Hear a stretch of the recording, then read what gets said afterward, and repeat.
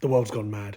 They think Superman is an allegory of what's happening in Palestine, the powerful versus the powerless, the fictional countries going to war, one highly technical, the other boxed into a concentration camp. Yeah, there's similarities. Yeah, it's interesting. Yeah, it's very prescient. But is that what the directors were thinking? Or is it a case of good versus evil makes a good story, the powerful versus the powerless make a good story? The chances that 2 years ago they decided to make a Superman movie, and within a year and a half produced, wrote and created a movie that was based on the plight of the Palestinians and how a mythical Superman will come in, is fanciful. It's not real. Don't think about it. It's a nice story. You can draw your own parallels, but don't think of it as some sort of movement in Hollywood to support the Palestinians.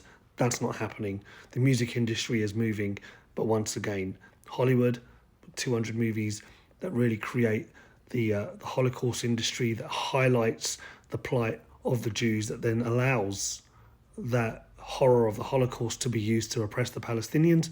That industry is going to now create a movie that pushes the plight of Palestinians with one of its main comic superheroes in this day and age.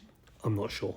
In the 2000s, there was a very similar sci-fi product, Battlestar Galactica, the reboot, and they also had a vastly technical superior army occupying a small country, concentration camps, where the humans, the brave humans, had to fight, overcome and use guerrilla tactics to beat this army. And once again, people got involved and thought, hold on, is this an allegory of the US invasion of Iraq? Well, once again, it's a case of a vastly superior force fighting an inferior force, and the story being how an inferior force overcomes the superior force. That's storytelling. And then we've got the daddy of them all, Star Wars. George Lucas famously said that the Ewoks were based on the Viet Cong, a large mechanical force, superior in technology and resources, overcome by pretty much a rural force. Whether that rural indigenous force was the Ewoks or Luke Skywalker on a farm, they were overthrown because they overlooked the passion, hope, resilience, belief that the rebels had.